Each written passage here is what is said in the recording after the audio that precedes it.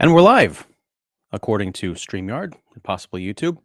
Welcome to a special edition of Featured Extras. This is I guess, my one-man crusade or one-person crusade, whatever, to save physical media, or at least to make a case for it. It's been a while since I've done one of these shows. Let me start by saying I'm Ian Simmons of Kicking the Seat. If you're finding this randomly on YouTube or wherever you're watching this, yes, movie reviews from The Last Guy Anyone Asks, and now I've got some physical media reviews from The Last Guy Anyone Asks. Um, I started doing this probably a little more than a year ago, possibly. Yeah, I don't think it's been 2 years, but it's been a little while. And I get these Blu-ray and now 4K Ultra HD screeners from various studios, and they're all very nice. I love a lot of these movies. It's great seeing them in high definition, but there's a benefit, I think, to owning physical media because, especially back in the days of DVD, yeah, you'd get these releases that'd be packed with special features, commentaries, documentaries, behind the scenes things. And we're seeing that less and less today, but I think it's an art form that needs to be preserved and talked about. So today I wanted to talk about a handful of releases, six to be exact. I guess a little more than a handful. Um, and I wanted to also talk about the state of physical media special features because I think it's kind of we're in a weird place right now where some cases you get really packed stacked discs, in other cases you get something that's a very slight release, and you have to wonder what's the benefit aside from us old fogies who like to have things that we can pull off of our shelves, um, versus just renting or buying something on streaming. And buying a movie on streaming is a lot less than spending 40, 50, 60, however much on a 4K Ultra HD Blu-ray. So what's the point? Why bother? Well, today I'm going to make a case for maintaining the love of physical media, but also calling out some of the companies, the studios that put these things out, to say, hey, you could step this up a little bit, or you're doing just fine. Because it's not necessarily always the quantity, but it's the quality. For example, let's start off. I've got a stack of movies. If you've seen the teaser image for this post, you'll know what they are. But here I've got them a nice little physical media sandwich. Let's start off with Only in Theaters. Now, this is a movie that I reviewed earlier this year. Talked about it on my series Indie Scene with Sujewa Eknaika. We actually interviewed the director, Raphael Sbarge, and the interview subjects, Greg and Tish Laemmle, who are the owners of Laemmle Theaters out in Los Angeles area. And it's a great documentary about their trying times in keeping an independent art house theater going in the era of streaming, in the era of COVID, and all those different kind of challenges that we've been facing in the last half decade or more. There is a physical DVD release, no Blu-ray, just DVD, which is fine, from Kino Lorber. Which came out recently, and there's not much in the way of special features. There is an audio commentary by Raphael Sbarge, but today I wanted to talk about the alternate opening sequence, which is fascinating. It is, I think, aside from the movie, which is fantastic, it is worth the price of admission just to buy the DVD, so you can see what Sbarge had in mind for introducing his film. Now, I am gonna get a little bit spoilery, kind of. So if you haven't seen Only in Theaters, maybe want to fast forward to the next part. But I will say that the alternate opening is a black and white sequence, which automatically kind of puts it out of step with the rest of the film, which is in color. It follows theater owner Greg Lemley as he's kind of getting ready for his day. He's talking about himself and where he is in his career and his kind of life calling and how that's different than what he expected it to be. There's also references to COVID, to the pandemic, and what that did to his theater. There is a shot of the kind of dueling marquees, I like to call them. During the pandemic, when the theater was closed down, the Lemleys would still put up these kind of ironic marquees. So on one side, it would say "Coming soon" or "Now playing The Mask," "Coming soon," "Face Off." So it's kind of fun, but it's also a neat discovery towards the third act of the film, because most of Only in Theaters concerns itself with, can the theater stay open in an era with people just not going to the theaters because of streaming, because of alternate entertainment options, and then COVID hits. So it's sort of a double whammy of obstacles that they have to face. I think this alternate opening, it was a good decision to cut this out because it sort of spoils I guess the third act surprise, but it also kind of messes with the flow of the film. Um, in the rest of the documentary, Greg Lemley doesn't talk about himself so much. Other people talk about him and sort of the burden he carries as the kind of the spearhead of this theater franchise. And so to hear him talk about himself right out of the gate is a little bit not off-putting. It's strange if you've seen the rest of the documentary. And I think if you were to watch this alternate opening and the rest of the film, the rhythm would be off. I'd have to guess. Someone out there take the only in theaters challenge. I invite you to, and let me know what you think. So yeah, in this case, there are only a couple of extra features on the DVD, but they are very much worthwhile, especially that glimpse into what might have been with that alternate opening. I'm gonna post links to where you can get all of these movies, and in cases where I've reviewed them or done interviews, I'll put that down below. That'll probably be ready tomorrow, so you can definitely come back and check those out because they're definitely worthwhile. Next up, particularly, I'm kind of going from, I guess, least to most special features on these releases. So next up, we have No Bears, which is a fascinating documentary, one of the best films of 2022. Another movie actually reviewed with Sujewa for Indie Scene. I believe it was much earlier this year. We talked about it, or maybe it was late last year. Time means nothing. But it is a dramatic film about a filmmaker named Jafar Panahi, who's an Iranian filmmaker who made the movie in secret as he was, he's sort of a political dissident filmmaker in his home country. He was actually arrested in mid 2022, released in early 2023 after going on a hunger strike. But he was arrested for protesting in solidarity with other filmmakers who were being persecuted and arrested. So this film, No Bears, was actually made in secret. It is about a filmmaker played by Panahi who is trapped on one side of a border in one town, secretly filming with a crew in another town this movie about people who are trying to escape an oppressive regime. So it's a brilliant movie. It's heartbreaking. It's funny. It's sad, and particularly with a lot of what's going on in the world right at this moment, it's worth watching. But as far as the extra features go on the disc, it is another case that it's very slight, and for reasons that are understandable, given this is sort of a guerrilla release, not by Criterion, but just the way the movie made its way out into the world. So I will say that there is one featurette on here, and it's called Panahi Speaks from Prison. It's only a couple of minutes long. It's an audio recording of Panahi talking to his audience because he actually won, his film won an award. It was called the Precious Gem Award from the Miami Film Festival last year. And it's sort of a bizarre acceptance speech, and it's presented over a montage of images from the film which mirror his real life situation. So it's very interesting to watch. But just the profundity of what he's saying in these couple of minutes really calls into mind, filmmaking as not just an art form, not just mass entertainment like superheroes and dramas and comedies, but also a vehicle for telling stories um, about what's really happening in the world, bringing real life tragedies to light to create activism and change the world over. So something that struck me was he says that I also wish that I could make films instead of receiving awards because a filmmaker lives to make films.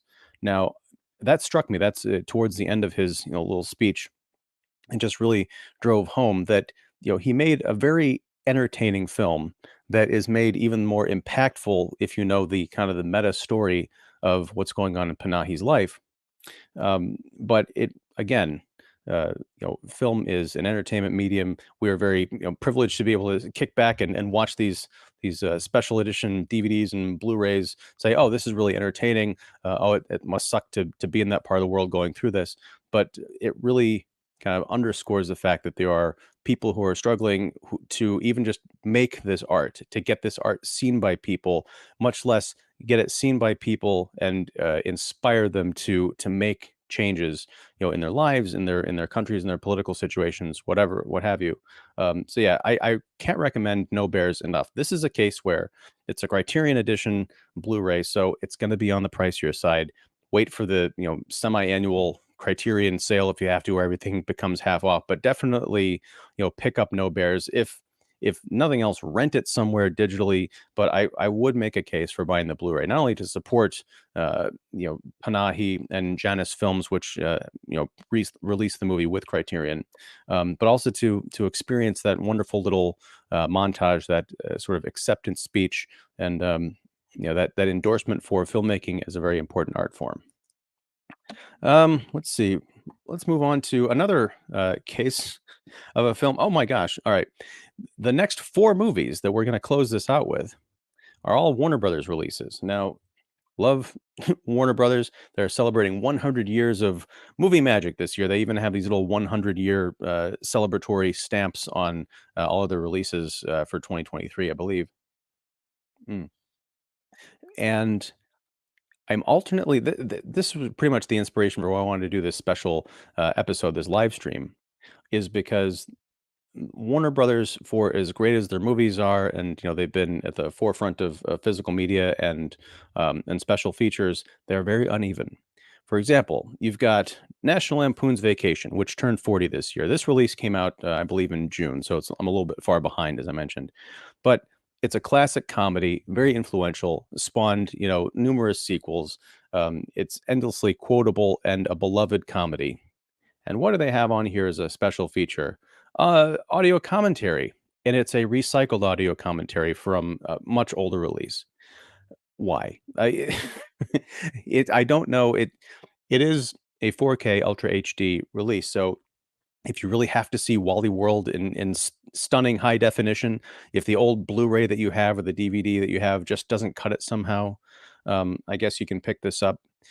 But this release does not make a great case for going out and buying physical media, something to put on your shelf and say, hey, I'm going to revisit this, not only because it's a great movie and it looks and sounds great, but because there's something else that I can really dig into. Like, where's a retrospective of the Vacation films? Where is, perhaps a documentary about the making of it, or even just a feature or a featurette? You could probably do a full, length, feature film on the impact of Vacation, what it meant to comedy, and what it meant to, hell, do a contrast between the 1983 version and the remake that came out, or the requel, I guess, with Ed Helms, which incidentally I watched over the summer along with the original Vacation, and I got to do an episode on that because that remake was trashed left and right, and I got to say I thoroughly enjoyed it. I don't know if that says something about me or the movie or whatever, but yeah. So yeah, National Lampoon's Vacation, I think, deserves a much better showcase for what it means as a comedy and a celebration of it. If you're going to put this, Warner Brothers 100 years of movies or whatever on your slipcase, I feel like you should invest more in the physical media release than you did in actually designing and lenticularizing or whatever the slipcase itself. It's kind of embarrassing. Um, Next up, speaking of recycling, Bruce Lee, Enter the Dragon. 4K Ultra HD for the first time, I believe. That's a reason to celebrate. This movie is amazing. It looks and sounds great, and you can feel the impact of all that great fighting. But let's look at the special features. There's an audio commentary, an introduction by Bruce Lee's widow, and it includes both theatrical and special edition versions. Great. If you've never seen Enter the Dragon before, and you're like, oh, I want to own it in 4K, go out and buy the release. Fine.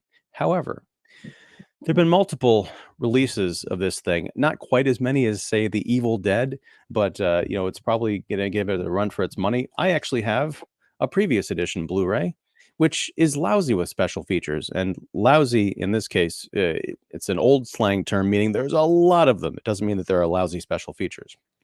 But on this release, you have multiple feature-length documentaries, interviews, the same commentary as on the 4K, theatrical and TV spots. I should really be wearing my glasses right now because I can barely read this. But there's a ton of stuff on this older regular Blu-ray release. You're not going to get the 4K, but it's still going to look pretty great. Also, their Criterion speaking of our friends at Criterion, they put out a few years ago a Bruce Lee box set, sort of the ultimate collection on Blu-ray. Again, not 4K, but they've got a ton of extra features there, as well as I believe both cuts of Enter the Dragon. Plus, you get the other Bruce Lee films for not a whole lot more. You can get all, I think, 4 movies in that collection for not much more than the price of buying Enter the Dragon on 4K. So my point is, I understand that there are probably rights involved with these special features because they're probably produced by different companies and licensed by Warner Brothers, or maybe switch that, reverse it. But that shouldn't really matter to the consumer. For me as a fan of Bruce Lee movies and of Enter the Dragon specifically, if I'm going to fork over, all this money to watch it in high definition again, especially if I'm a fan, I bought, previous releases, I want all that stuff ported over. Someone at WB might say, well, we don't have the rights to that anymore, or it costs too much to import that and put it onto the disc, and whatever. That's not my problem. I don't like having to go out and collect multiple versions of a movie. And if I want to watch this thing, I got to put in this disc. If I want to watch this feature, I got to put in this disc. Again, that shouldn't be the consumer's problem. That's up to the studio. So knowing that all that information is out there, all those wonderful featurettes and feature-length documentaries, many of which have been recommended to me by other people, are saying, oh, if you like Bruce Lee and you want to know more about him, watch this documentary. Well, my question is, which disc? Is because I think there's actually 2 previous WB releases, if I'm not mistaken, plus the Criterion one, plus this 4K. It just becomes very messy, and there should be an ultimate, edition of these. And I wouldn't be surprised if for the 60th anniversary or whatever, there's gonna be like an 8K version that has everything, or most things. And then for the 75th, there'll be the ultimate edition. I don't know, but I'm just saying, that shouldn't be the consumer's problem. I think I've said that twice. All right, let's move on. We're going to close this out with a discussion of 2 somewhat more recent releases. One came out just last week, and the other one came out probably a little more than a month ago.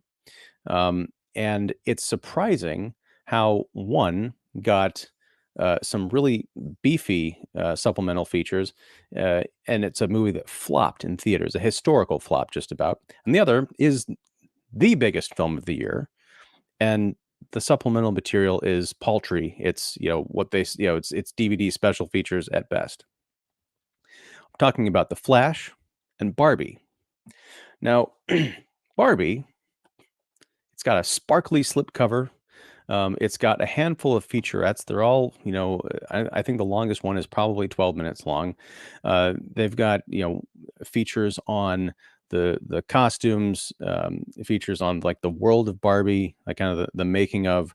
They have a featurette on Kate McKinnon's Weird Barbie, which is kind of entertaining. You find out some fun tidbits about how Kate McKinnon, of SNL and the Ghostbusters reboot fame, and she was the Weird Barbie, kind of one of the highlights of the Barbie movie, is a fan favorite. In addition to Ryan Gosling's Ken, she actually went to college with Greta Gerwig. They met, I think, at a screenwriting class or something like that. So, writer director Greta Gerwig, for those who don't know. And who are you if you don't know that? Barbie's the biggest movie of the year. But the one I wanted to focus on was called Musical Make Believe. That is a featurette that looks at the kind of choreography of the 2 big dance sequences in the Barbie movie. The first is the sort of the beginning, where everyone is happy and dancing around. It's very disco, very 70s. It's where Barbie does the existential crisis of, do you ever think about dying? There's the record scratch, and everyone kind of looks on horrified. And the second dance number is this famous Ken beach off, where the 2 warring factions of Ken fight each other, and then Ryan Gosling goes into his existential "I'm just Ken" dance number, which I think is one of the stronger points of the film. It's great to see these actually in 4K, because you realize just how much of the Barbie movie was done using practical sets.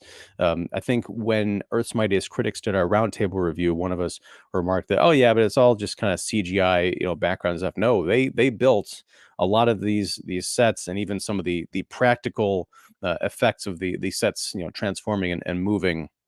That was all built and engineered, and it's really spectacular and impressive. I do not like the Barbie movie on several levels, but I cannot fault it on a technical level. It is, a marvel. Um, But, and so to watch these behind the scenes in 4K, you see like the high definition cameras that are filming this swooping around and capturing the images. It really does feel like you're there on set, and it's pretty, pretty special and magical. Um, but yeah, it's fascinating to me watching the special features, particularly this one on the musical numbers, because when they're talking about the Kens in particular, this gets sort of to the heart of my one of my issues with the movie, which is one of the cast members remarks that what's so great about the Ken dance number and Ryan Gosling's existential crisis is it really takes away, it de-emphasizes the aggressive aspects of masculinity, as if that's a defining feature of being a man. And it really underscores to me one of the fundamental misunderstandings of the people who made this movie, thinking that men are sort of one thing that needs to be changed because it's all about patriarchy and toxic masculinity and what have you. But I'm watching the movie thinking I can't relate to anybody on this screen. It's an entertaining fantasy and all that, with some really kind of jumbled up and contradictory ideas. As a piece of entertainment, it's kind of like but people coming around saying, "Oh, it's great social commentary about where we're at in our times." I'm like, I think you people need to, break out of your pink glittery bubbles, go outside and touch grass, because this ain't it. Um, so yeah, the Barbie, as far as the special features goes, there's some nice stuff there. I would have loved a commentary from Gerwig, or even, the costume designer, the production designer. Just have a technical commentary. I think that would have been amazing. The movie made well over $1 billion, so it's not like Warner Brothers couldn't afford to put some extra effort into this. But again, it feels like more went into making the slipcover, shiny. It doesn't really show up on camera, but there's sort of a glitter effect, in the cardboard, than they did in actually producing these special features, which, yeah, they're fluff pieces, although really lovely looking HD 4K fluff pieces. Now, I will concede, perhaps one of the reasons Warner Brothers couldn't put a lot of money into Barbie special features is because they were contending with one of the biggest flops of the year, which is DC's The Flash, starring Ezra Miller. Now, this is a movie I actually really enjoyed, and yeah, there's something. I am diametrically opposed to popular taste because I hate Barbie. Really dig The Flash. I'm not as high on it as I was when I first saw it, but I think it really does have its own merits. I think as a send off to James Gunn's, not James Gunn's, to Zack Snyder's version of the DC extended universe, and sort of a handing off of the baton to whatever James Gunn is going to do in the next couple of years. It's fine. It's weird. It paints itself into a corner. It kind of teases things that might happen that probably never will happen, and that's okay. It's going to be a really fun time capsule of where the bizarre summer of 2023 stood. But I will say, as far as extra features goes, this is the winner of all 6 movies that we've talked about today, which is strange. I can't. I feel strange advocating for, hey, you got to go out and get the Flash 4K Blu-ray, because it's, even if you don't like the movie, I think you're going to love the special features on it. The one I wanted to talk about today is called, I actually have it typed up here so I can get it right, The Flash Saga of the Scarlet Speedster. Now, this is a nearly 40-minute documentary about the history of the Flash as a comic book character, as a TV, animated TV character, as a live action television character, going from the John Wesley Ship version from 1990 all the way up through Grant Gustin's run, on this WB and CW, and finishing off with Ezra Miller, and then talking about the possibilities of the character, beyond that. You get, looks at the original comics. You have, I think was it Paul Levitz from DC? You've got Grant Morrison, the comic book writer, Jeff Johns, who wrote comics and is producing a lot of the movies. A lot of people. Oh, Mark Waid, the comic book writer extraordinaire and comics historian, talking lovingly about the Flash and sharing this information that I didn't know about the character. I mean, I read comic books, but I was never really a Flash guy. But watching this featurette sort of made me want to become a Flash fan, beyond just what I've seen in the movies. going back and getting some archival comics maybe, or some specific runs that they recommend in this. And they really talk about the evolution of the character, how there's different iterations of the character that help me to understand that um, yeah, Ezra Miller's take on the character I didn't really like until I saw him in The Flash, and not even until it was like 40 minutes into The Flash where he sort of became the two versions of himself. Because I thought the character was kind of obnoxious. But what this documentary helped, really drive home. I think I've used that phrase 4 or 5 times on this live stream. Weird. Um, but really helped drive home number six is the idea that the Flash is, he's a character rooted in the one power. He can run really fast, but he can't really do anything else. He's not like Superman who can fly and is super strong and bulletproof. He's got his one thing, and he has to kind of mold his fighting style, his abilities.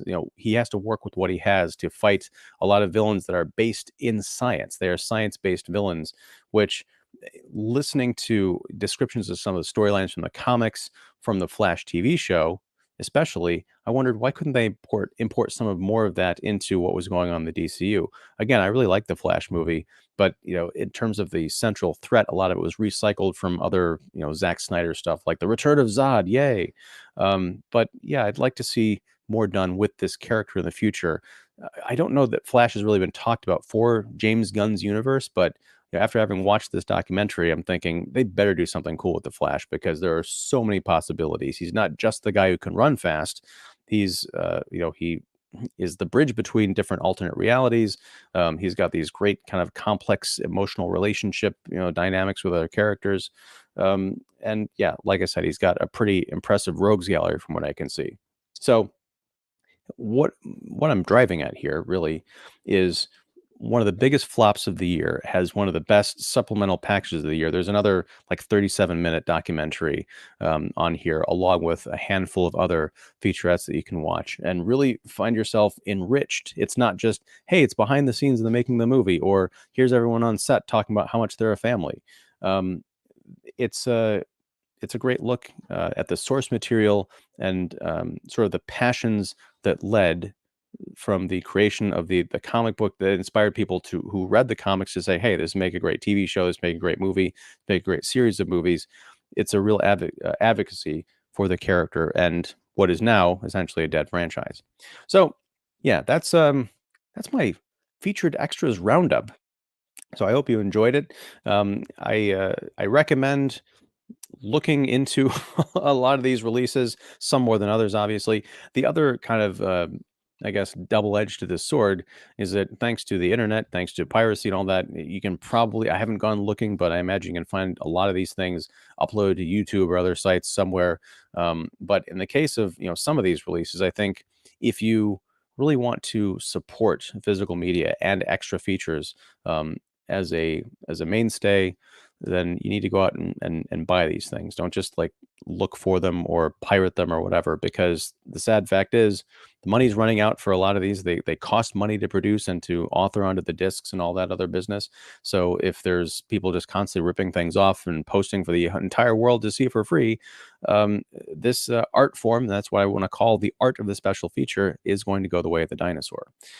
So yeah, that's my little mini rant. But also on the other hand, I understand the studios are in a strange position because I don't want to spend all this money on physical media when everything seems to be going to streaming.